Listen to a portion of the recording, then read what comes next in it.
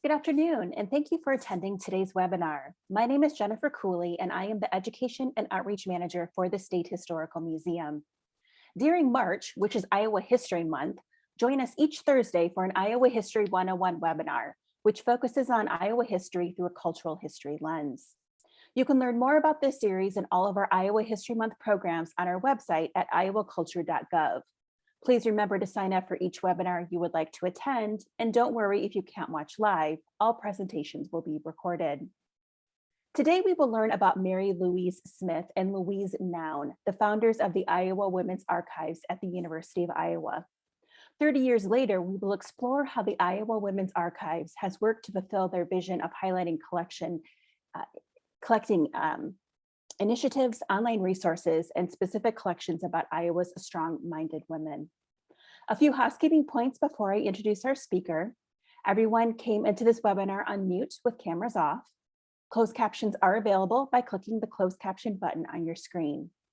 The webinar is being recorded and will be placed on the Iowa Culture page of YouTube in a few days. I have disabled the chat function, but if you have questions, please type them into the Q&A feature throughout the webinar. My colleague Kennedy Heimerdinger is watching that feature and will prepare a list of questions for the speaker at the end of the presentation. But please note, we may not be able to get to all of the questions. Now I'm pleased to introduce our presenter, Anna Holland. Anna is the Associate Curator of the Iowa Women's Archives, and she received a BA in History from Augustana College in 2013 and a Master's in Library and Information Science and Certificate in Book Studies from the University of Iowa in 2018. She has been with the IWA since 2015 when she started as a graduate assistant. As an archivist at the Iowa Women's Archives, she has given public talks on women's suffrage, women administrators at the University of Iowa, and lesbian feminism in Iowa, among many topics. Every day at work, Anna learns something new about the dynamic and varied history of Iowa women, and she's excited to share a slice of what she's learned. So I'm very happy to turn it over to Anna to begin the webinar.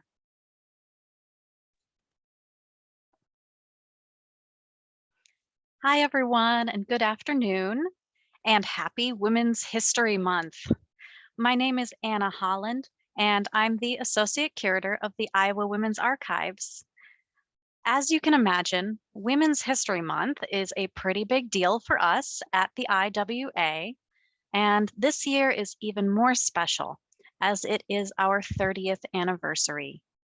Over the next 50 minutes or so, I will take you on a tour of the Iowa Women's Archives' first 30 years.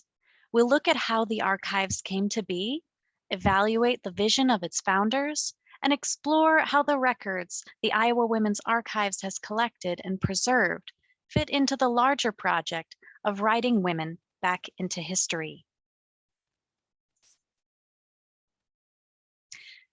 In 1992, Sheila Kreth, then head of the University of Iowa Libraries, took to the podium at the old Capitol building and welcomed a packed house to Iowa Women in Political Life, an event celebrating the dedication of the Iowa Women's Archives. Kreth introduced the brand new archives to the world, saying, quote, "It is because contributions by women are too seldom recognized, honored, and celebrated that the birth of the Iowa Women's Archives occurred," end quote. How often do we still hear for the first time of women whose contributions had previously been missed? Hedy Lamar's work on radar, Margaret Hamilton's critical work with NASA's Apollo program, every single woman in the movie Hidden Figures. The Iowa Women's Archives is one part of this larger national mission to write women back into history. The 1992 event, with its panels of politicians and packed audiences at the old Capitol, was a visible commitment from the University of Iowa to this project. But how did they get to the point of establishing a women's archives? Not every university has one. The story of how this unusual place came to be 30 years ago takes us back to the turn of the century when our founders, Louise Noun and Mary Louise Smith, were growing up in Iowa. Louise Noun was born in 1908 to Meyer and Rose Frankel Rosenfield of Des Moines. the youngest of 3 children. In 1990, Louise would describe her mother as, quote, a frustrated feminist who would be very happy with the current feminist movement, end quote. Rose Frankel Rosenfield was a strong supporter of women's suffrage. Some of Louise's earliest memories would have included her mother's commitment to the cause. Louise would have been 8 in 1916 when suffrage for women finally appeared on the ballot in Iowa after decades of consideration in the state legislature.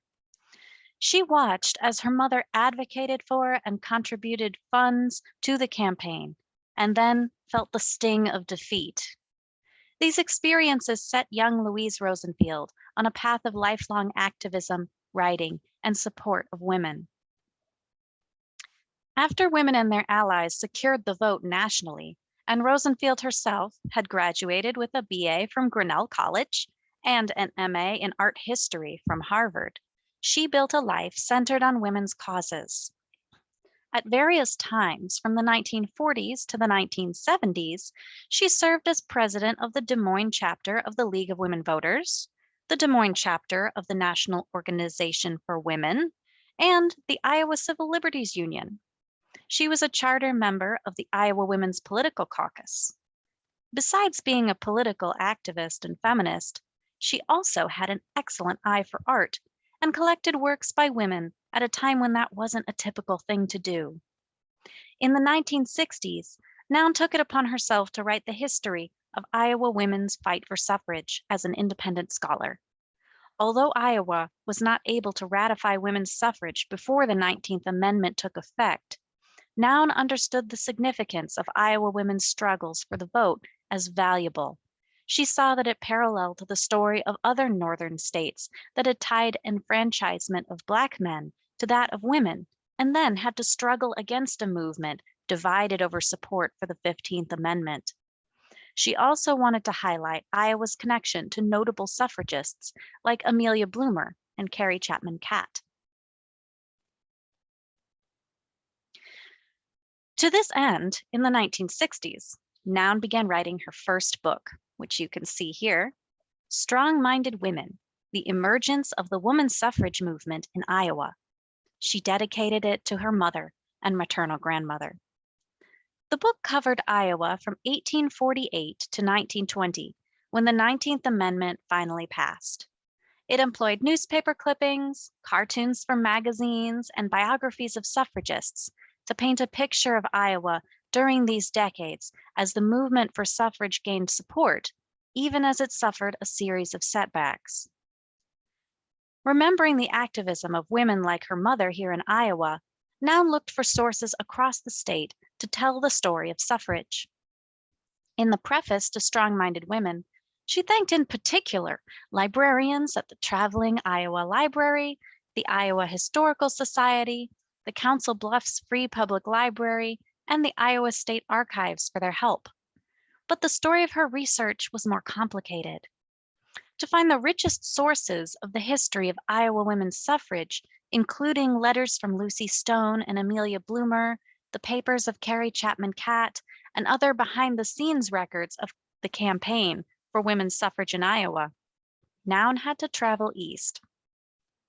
Because Iowa repositories had not preserved much of this history, she found the bulk of her sources at the Library of Congress, the National Archives, and women's colleges like Smith, Radcliffe, and Vassar. Although she had found what she was looking for, Noun wished that Iowa repositories had done more to save the legacy of Iowa suffragists. The idea for an Iowa Women's Archives was born from Noun's experience. A woman's archives would collect more recent Iowa history and its feminist movements still in the future, ensuring that Iowans themselves could do more research into the history of the state's past and future strong-minded women. Noun's first book was published in 1969, and it would take a few more decades for her dream to come to life. In the meantime, she continued to develop her own skills and legacy as an activist, philanthropist, and author. In 1989, Louise Noun began conducting interviews for a new book, More Strong-Minded Women, Iowa feminists tell their stories. It would be published in 1992, the same year the Iowa Women's Archives would open its doors. As with her first book, Noun felt that the stories of Iowa women had an important contribution to make to the larger history of the United States. She said in the preface, quote, "Iowans played a variety of roles in the rebirth of the feminist movement in Iowa in the 1970s, and together they give a vivid overall picture of feminist activities in the state at the time. This picture is also representative of the activities and struggles of feminists elsewhere in the United States, and therefore serves as a microcosm of the emergence of the movement throughout the country." End quote. In a nod to her ambition, she added, "It is important that stories such as these be preserved." In fact, while conducting interviews that in part defined her vision for what kind of history a women's archives might collect, Noun was working with the University of Iowa to see this dream become a reality. By 1990, the university was on board to create an Iowa Women's Archives, and Noun was sending appeals to possible donors saying, "If we do not consciously collect these bits and pieces of Iowa's history as seen through women's eyes, a very valuable part of our state's heritage will be lost." But how did Louise Noun have time to work with the University of Iowa, appeal to Iowans, and write a book on second wave feminism in the state?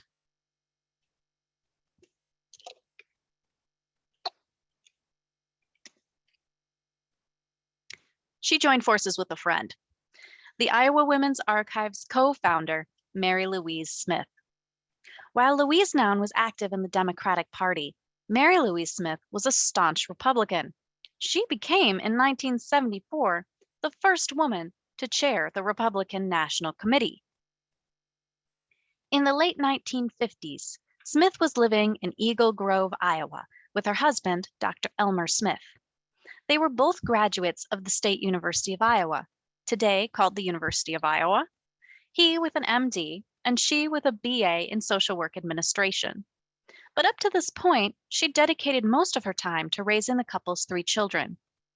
At the advice of her friend, Kathleen Blue, wife of former Iowa Governor Robert Blue, Smith joined the local Republican Women's Club.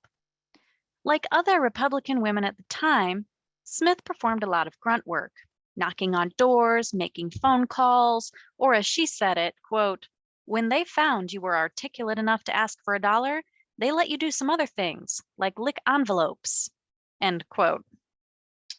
But the Republican Party at the time did provide some leadership opportunities for women. After women won the right to vote, the party developed places and positions for women to participate. However, they were mostly outside of the main structure of power. For every man sent to the National Convention, a woman was also sent. For every man who chaired a committee, there was often a woman who vice chaired it. Smith took advantage of this structure to move up within the Republican Party.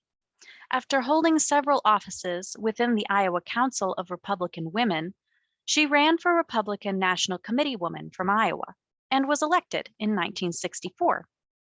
The position of National Committee woman took Smith out of the state and charged her with traveling to Washington, D.C., and serving as a connection between Iowa and other areas of the National Party organization, and attending the National Convention. Within a decade, Smith would be planning a national convention as the first woman to be the chair of the Republican National Committee. Smith started out in the party as part of the conservative faction. She supported Barry Goldwater in the 1964 presidential election, drawn to his staunch fiscal conservatism and anti-communist stance. She also considered herself a feminist. By 1974, she had established her support for 2 controversial feminist issues, abortion rights and the Equal Rights Amendment. In 1970, she had worked with the Iowa chapter of the American Association of University Women to support Iowa legalizing abortion under an expanded set of conditions, including rape and the mental and physical health of the mother. The Republican Party had endorsed the Equal Rights Amendment in its platform since 1940, and Smith presented it with renewed interest to the Republican State Central Committee in 1971. Although she never considered herself a women's liber, her support of what she considered fundamental rights for women provided ample space for her to develop a relationship with a Democratic activist like Louise Noun. By 1990, Smith's years as party chair were behind her, but she still considered herself a feminist and a powerful advocate for the Iowa Women's Archives, who knew how to get things done. At the 1992 dedication of the IWA, Noun acknowledged that she had been trying for years to interest somebody in this state into starting a women's archives, but she hadn't yet succeeded. Mary Louise Smith decided she would go straight to the top. She contacted then president of the University of Iowa, Hunter Rawlings, and proposed the idea. He agreed and found a place for the archives in the university's main library, where we still are today. What they needed now was money. At this point, Noun's lifelong interest in women's art became significant to the Iowa Women's Archives. By 1990, Noun's personal collection included over 60 works by 40 women artists. Of these, she decided to sell Portrait with Loose Hair by Frida Kahlo to establish an endowment for the archives. In addition, Noun, Smith, and the university campaigned to win financial support for the archives from around the state. The university hired Dr. Karen Mason, a feminist historian with a grounding in social history, to be the Iowa Women's Archives founding curator. Her strong background in social history, which included perspectives of women, minorities, and working class individuals, would form the basis for IWA's approach to collecting the history of underrepresented groups. Mason's leadership guided the IWA through its first 27 years of collection development. She was key in interpreting the vision of Noun and Smith. As its founding curator, one of Mason's first acts was to attend the dedication of the archives in the fall of 1992. We're lucky to have the recording of this event. It's evidence, for one thing, of the power of Mary Louise Smith's speaking and charisma. There, Smith stated, quote, "The role of women in politics is the same as the role of men in politics. I know nothing that a man can do that a woman cannot," end quote. She closed her speech about the Iowa Women's Archives by urging the audience to vote yes for the Equal Rights Amendment on the ballot in Iowa that year. Noun, of course, expressed her interest in women in politics through her book on women's suffrage in Iowa. The dedication featured a panel of several women politicians in Iowa at the time, and of these, the IWA had already received the papers of Mary Louise Smith, Myrtilla Levine, Margaret MacDonald, and Minette Doderer. Smith felt that women shouldn't be overlooked because they weren't famous or politically notable. In her interview with Noun for the book More Strong-Minded Women, Smith stated, quote, "I believe that any woman who has achieved any degree of success in any field, whether it be politics or homemaking or caregiving or medicine, the legal profession, writing, academics, whatever, has an obligation to help other women," end quote. To Smith, women in all spheres had a place to make an impact and therefore had history worth preserving. She wanted the archives to look in non-traditional places for women's history, especially rural Iowa. Noun expressed her vision clearly through her writing. While most of the women she'd covered in her initial book had their papers preserved outside of Iowa, she felt there was a need to document more recent feminist history. So the same thing wouldn't happen again. Her book, More Strong-Minded Women, offered a starting place to documenting the heavy weights of second-wave feminism in Iowa. Today, the archives has the papers of 9 of the 23 women interviewed, along with records of organizations they were involved in, such as Iowa chapters of the League of Women Voters, the National Organization for Women, and the Emma Goldman Clinic. In her introduction to the book, Noun also made the case for expanding from this initial list. Reflecting on her own regrets about the project, she said, quote, "I have tried to include a variety of activists in these interviews, rural women, labor union women, and professional women. They represent varying political views, Republican and Democratic, socialist and anarchist. I regret that there are not more minority women. I also regret that no lesbian or bisexual woman was willing to talk about her struggles with sexual orientation." End quote. Noun's regrets about her More Strong-Minded Women book informed her resolve to have the Iowa Women's Archives prioritize the voices of minorities and other underrepresented groups. Smith also felt that the archive should strive for diversity.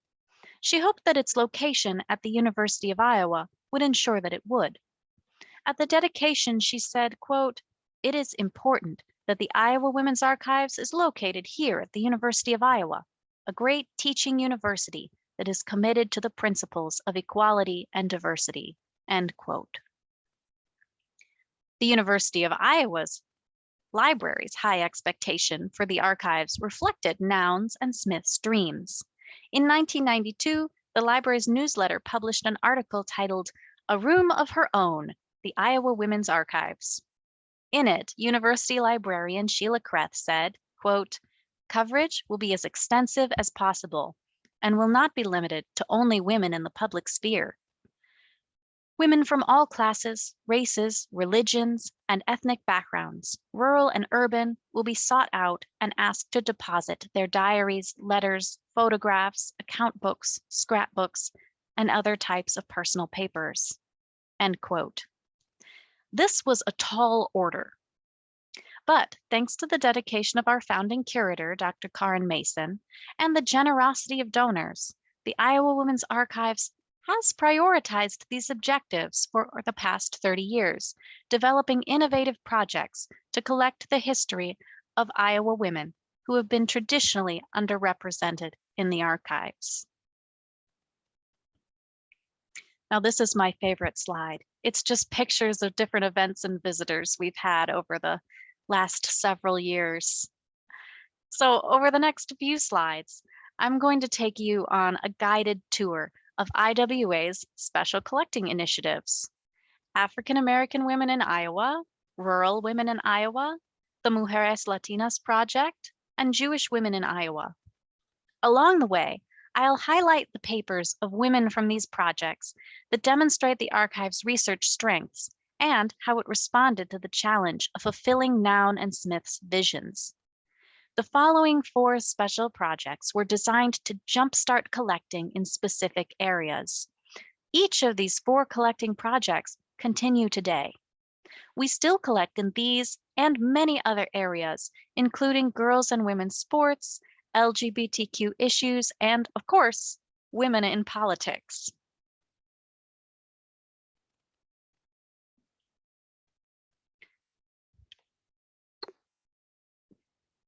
Under the leadership of Mason, the IWA began planning for an African American Women in Iowa project shortly after its founding.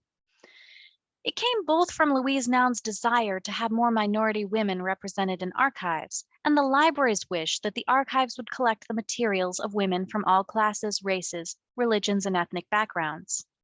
An early brochure for the project states that its goals were twofold: to build a core collection of materials that document the lives and experiences of African American women at the University of Iowa and across the state from various eras and all walks of life, and to establish ongoing relationships with potential sources of such materials.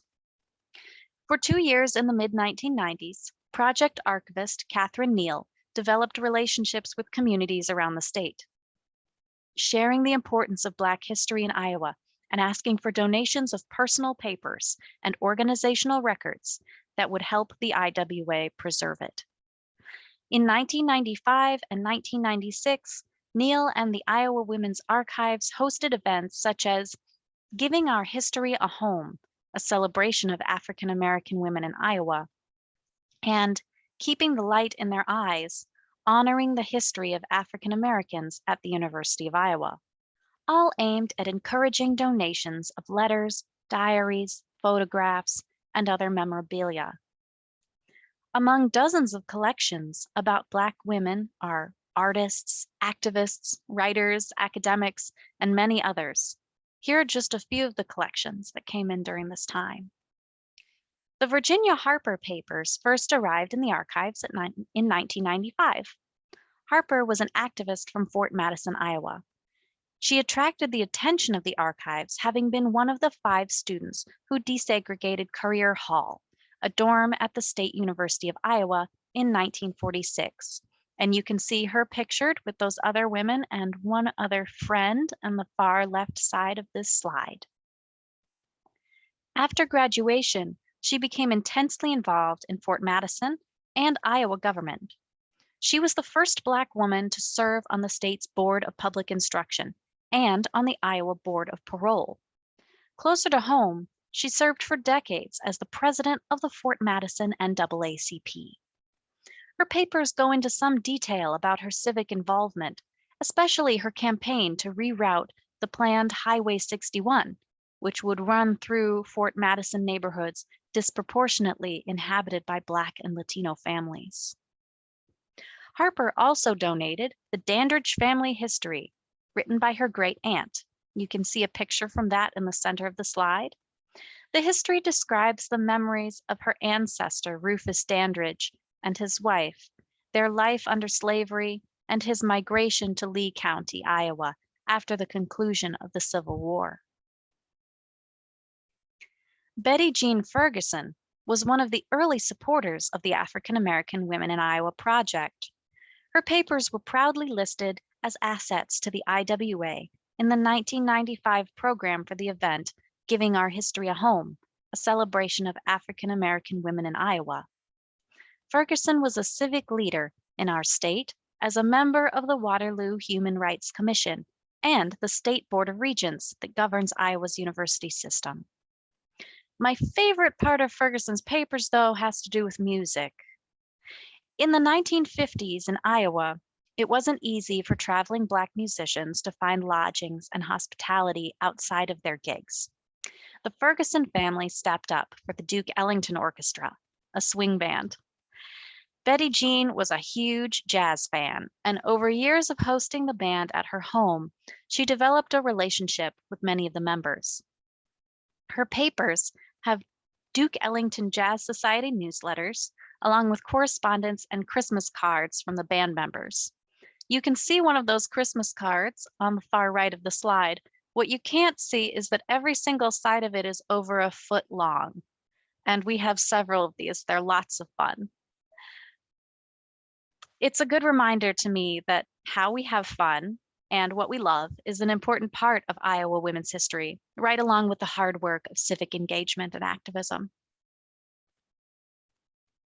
At the end of 2 years, Catherine Neal, the project archivist, left IWA with strong new collections and an ongoing commitment to preserve the history of African American women in Iowa.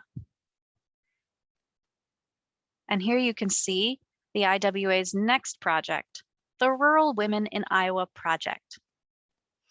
Having spent most of her adult life in small-town Iowa, Mary Louise Smith knew how important rural women were to Iowa's history and hoped the archives would prioritize collecting them.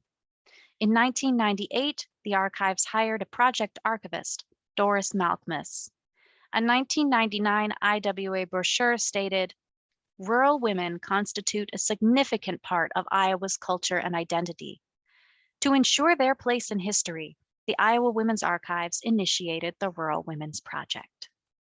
Malkmus reached out to rural women directly across the state, carrying with her a display that put copies of documents into canning jars, illustrating a fun and familiar way about the importance of preservation. Through this project, the IWA gathered oral history interviews about the 1980s farm crisis, women's club meeting minutes and programs from the early 20th century, and some of our oldest items, letters and diaries from as far back as the Civil War. One of these are the Ellen Maurer Miller papers, which include correspondence as far back as 1856. Ellen Maurer moved to Iowa from Pennsylvania when she was 12 years old. Correspondence between her parents, siblings, and herself cover their move to Iowa, descriptions of life in Civil War camps, and student life at the University of Iowa in the 1860s. Additionally, correspondence between Ellen and her sister Sarah Rhode reveals the day-to-day life in rural Iowa in the late 19th century, from the feelings of loneliness on the farm to the advent of the telephone.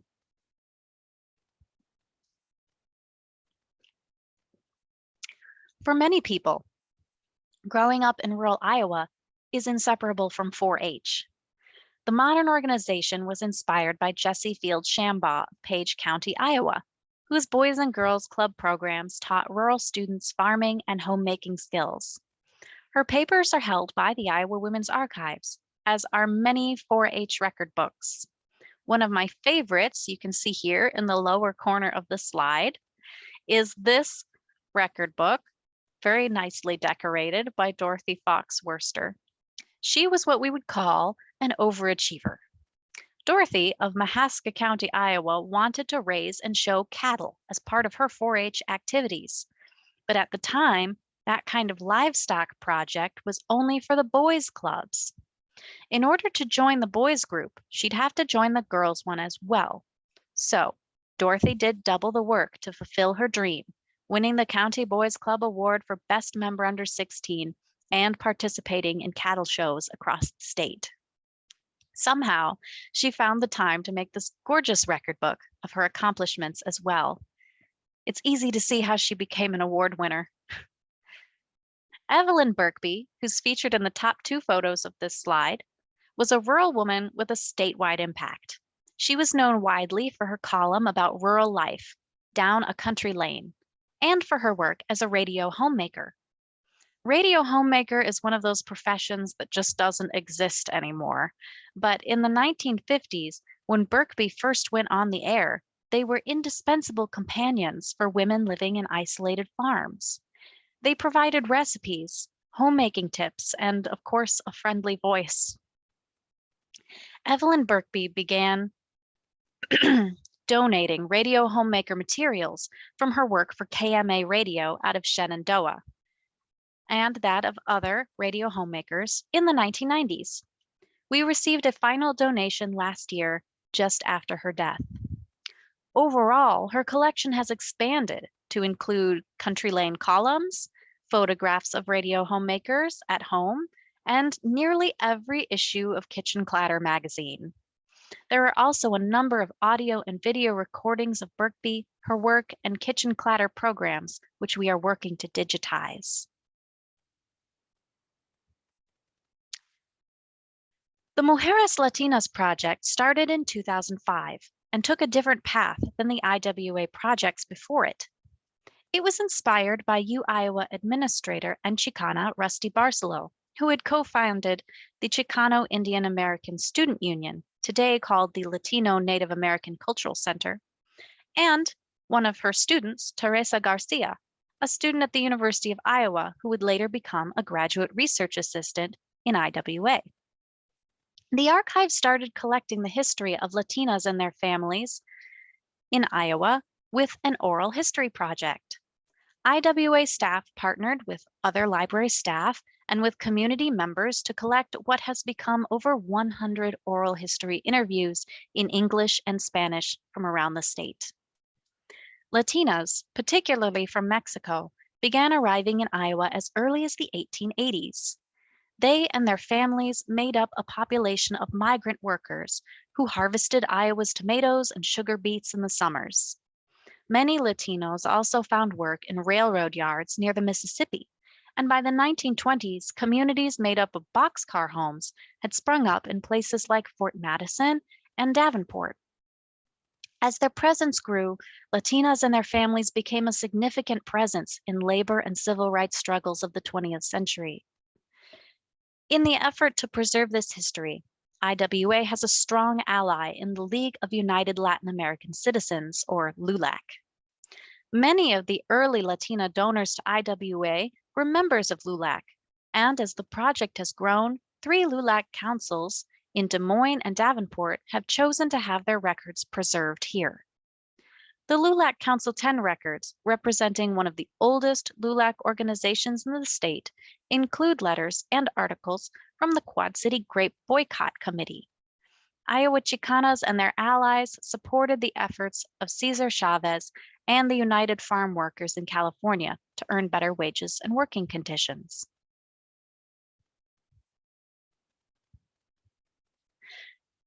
Many of the Latino women whose stories are preserved in IWA are also featured on the IWA website, Migration is Beautiful. Migration is Beautiful synthesizes the IWA's holdings from the Mujeres Latinas Project in 3 key ways. The site guides visitors through topics in Iowa's Latino history, like the impact of World War II and community life in Iowa barrios and neighborhoods. Researchers can also explore an interactive map that shows Latino migration to Iowa from 1850 to 1940 using census data. Finally, it presents photographs and other primary source documents, along with vignettes on the lives of dozens of men and women whose papers are preserved here.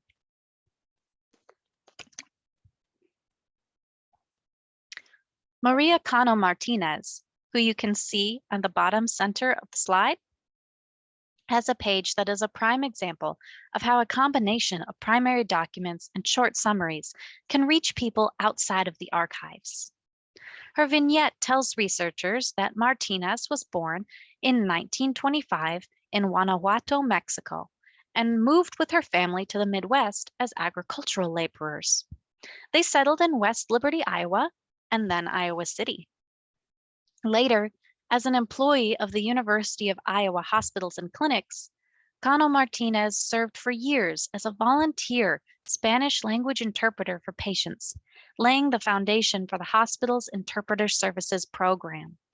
And you can see her booklet, Communicating with the Spanish-Speaking Patient, published in 1977. The page includes also quotes about Martinez, digitized newspaper clippings, and excerpts of a memoir written by her brother, Vincent Cano. Maria Cano Martinez's page was translated into Spanish by UI students in a translation workshop taught by Pilar Marseille. Every semester for the past 10 years, Marseille's students translate another piece of Migration is Beautiful, and with their help, IWA hopes to make the entire website accessible in Spanish. In 2013, the IWA received a gift of $50,000 from Joan Lipsky, an Iowa politician, to start the Jewish Women in Iowa project. The donation allowed the archives to expand on collections like the Ruth Salzman Becker papers. Becker had fled Nazi Germany and became a nurse and advocate for people with disabilities in Iowa City. Lipsky's donation enabled the IWA to hire Jeanette Gabriel as a project archivist to collect this history. Gabriel, who had grown up Jewish in the Midwest herself, understood that while people might assume the Jewish population in Iowa was too small to be significant, there was plenty of history to collect. She spent 3 years bringing the papers of immigrants and refugees and the substantial communities their descendants built to the IWA. One of these communities was in Sioux City, which by 1950 had a Jewish population of just over 3,000 people. They supported the conservative Sher Zion Synagogue, the Reform Mount Sinai Temple, and a Jewish community center shared by multiple congregations. The records of all 3 of these organizations are held in the Iowa Women's Archives. They document the activities of religious organizations, including several for women, like the Sher Zion Women's League and the Ladies Auxiliary of Jewish War Veterans. Records in these collections show how one community of Jewish people responded to World War II, but also demonstrates the arc of their activities for over 100 years through photographs, scrapbooks, and other documents. By the 1990s, the Jewish population had shrunk to a point where the community center closed and the congregations merged into one, but their existence and impact remains for researchers at IWA. Another remarkable collection from the Jewish Women in Iowa project is the Gusti Coleman papers. And you can see her and her family on the top right of the slide. Gusti Binstock Coleman was born in Austria in 1912. She and her husband Eric were able to flee the country after the Anschluss of World War II for the safety of the United States. The couple settled in Mount Vernon, Iowa in 1944, where Eric became Cornell College's first Jewish faculty member. The papers are special because they also contain the papers of several of Gusti's family members who also escaped the Holocaust by coming to the US. They contain a treasure trove of correspondence between family members as they left Austria and adjusted to life in the US. One of the most fascinating items to me is a newspaper clipping about Gusti's brother Fritz, who was captured at a youth camp in Germany and sent to Buchenwald, a Nazi concentration camp. Astonishingly, he was released and emigrated to Israel, where he joined the British Palestine Army and fought against Germany. He was captured fighting in Crete and sent to a POW camp in Austria for a large part of the war. After his experiences, he visited his sister in Iowa, where he was interviewed by the local paper. And it wound up right here. A number of collections connect with the University of Iowa, administrators, faculty, and students. One of these students, Naomi Braverman Markovitz, kept scrapbooks of her life growing up in Iowa City, especially from her days at City High School and the State University of Iowa. In the late 1930s and 1940s, Braverman was heavily involved in the social life on campus and saved items from homecomings, theatrical performances, and life in Sigma Delta Tau, a Jewish sorority on campus that, though it no longer exists, was quite popular mid-century. IWA's founders focused largely on what IWA would collect, emphasizing the importance of diversity in women's experiences and backgrounds. But in the past 30 years, we've gone beyond collecting and into the realm of community outreach. Part of what has facilitated this is the digital world. Louise Noun and Mary Louise Smith couldn't have imagined the international reach that the Iowa Digital Library would provide for IWA's collections. Today, people from all over the world can see pictures of Mary Louise Smith at the Republican National Conventions, along with videos from the University of Iowa Department of Physical Education for Women, or digitally paged through a scrapbook from the Shakespeare Club of Marion. In addition to the digitized items available on the Iowa Digital Library, IWA's staff, in cooperation with the UI Library's digital studio, have created several online exhibits featuring specific collections. One of these you've already heard about, Migration is Beautiful. But visitors to our website can also explore a suffrage scrapbook covering the suffrage movement in Iowa from the mid-1800s to the 19th Amendment, a biographical look at the biography of Mildred Wirt Benson, the first author of the Nancy Drew Mysteries, which you can see here, or Jewish Life and History in Iowa, a guide to IWA's now 50 collections about Jewish women and their communities. Our digital resources also include an online database with descriptions of finding aids to all our processed collections. Thanks to this database, Archive Space, users can and do collect with our collections from across the world. We are also fortunate to be able to offer an annual travel grant to out-of-state users, particularly graduate students. The Linda and Richard Kerber Fund provides $1,500 annually to a researcher whose work would benefit from using the Iowa Women's Archives collections. Of course, IWA's outreach extends beyond the computer screen. In the past few years, the Archives has promoted several in-person events and talks, including 2 celebrating Women's History Month.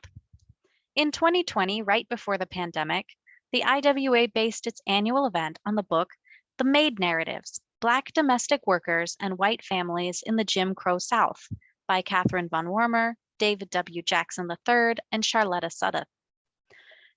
The authors donated the oral history interviews that helped them write this chronicle of Black women who moved from the Jim Crow South to Waterloo, Iowa. The authors joined one of their interviewees, Annie Pearl Stevenson, and Catherine Stewart, a professor from Cornell College who used the book in her work, to talk about its impact to an audience of over 100 people.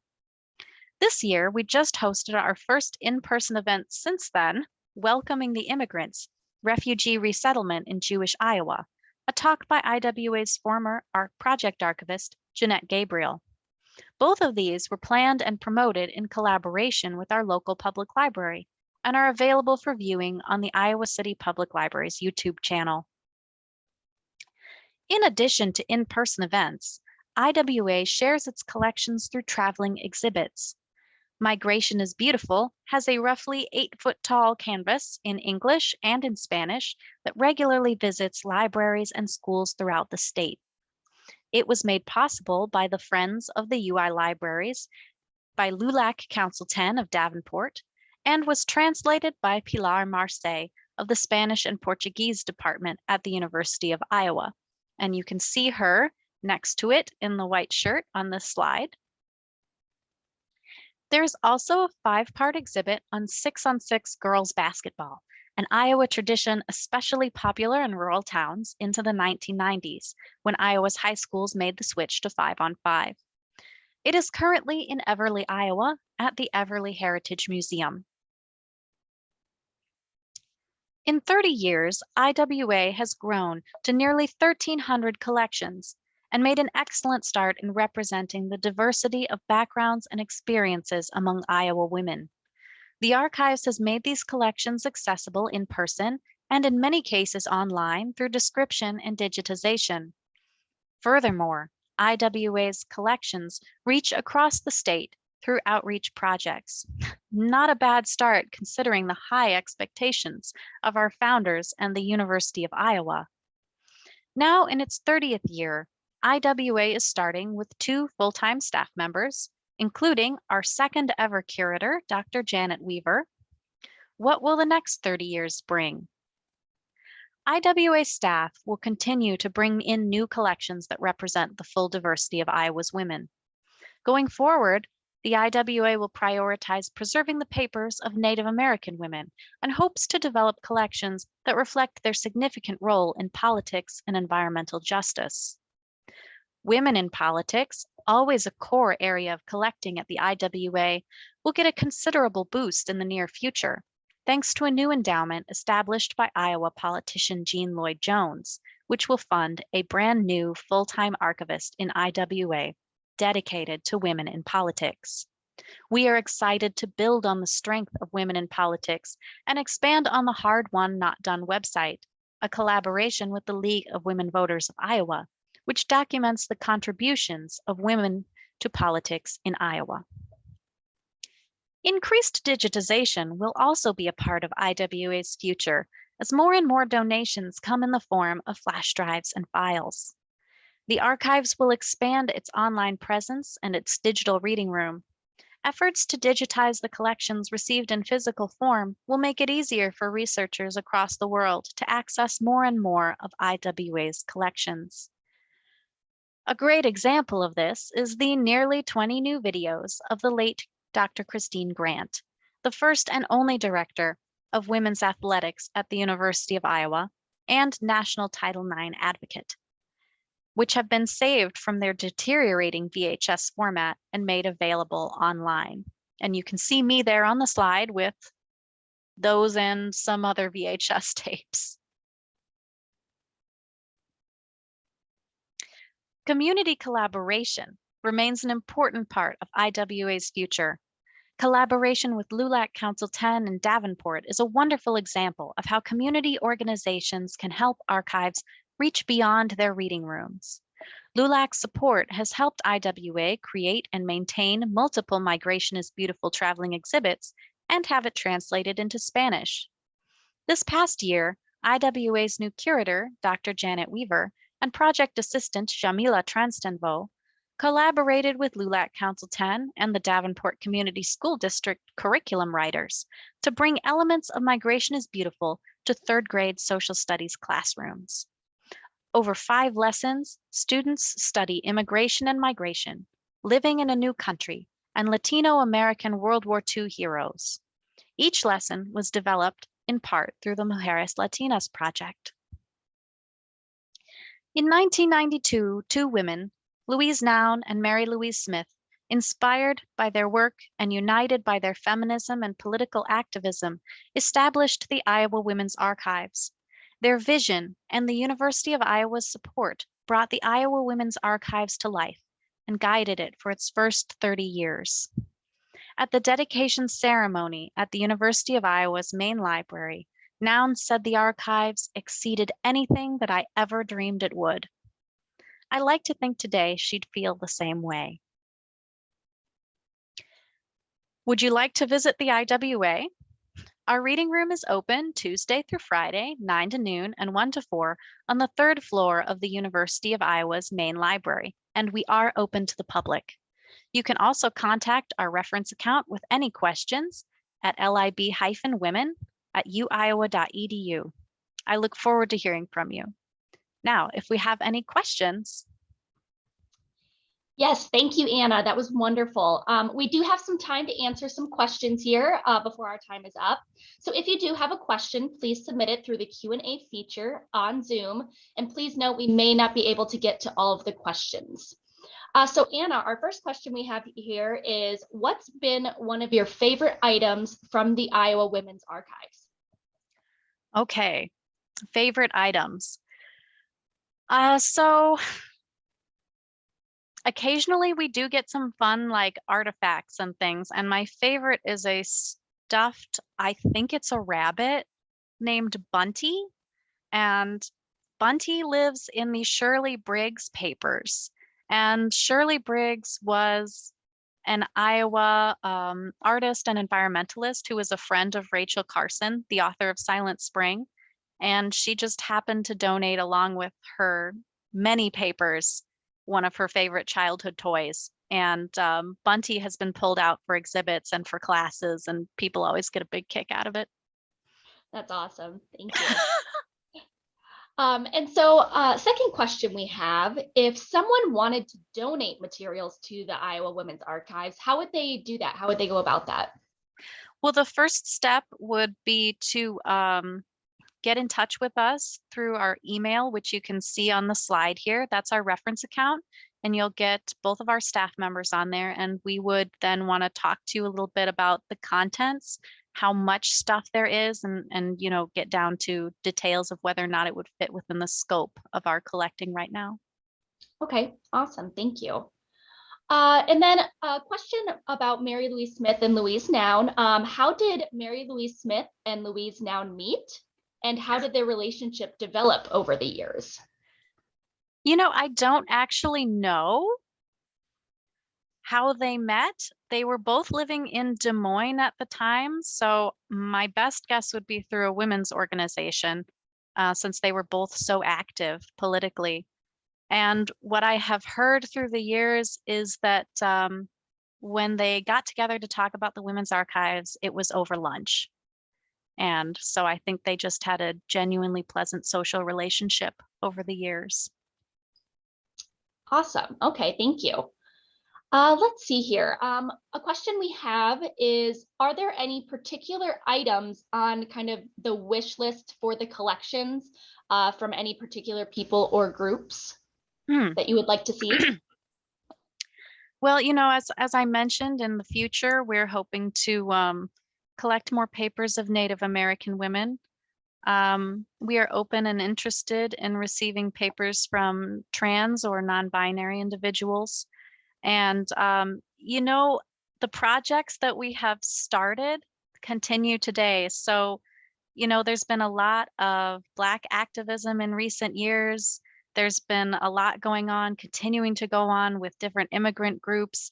If you are a younger person who is involved in politics, start thinking about saving your stuff. If you're an activist, if you're an artist, someday you may want to donate things to the archives.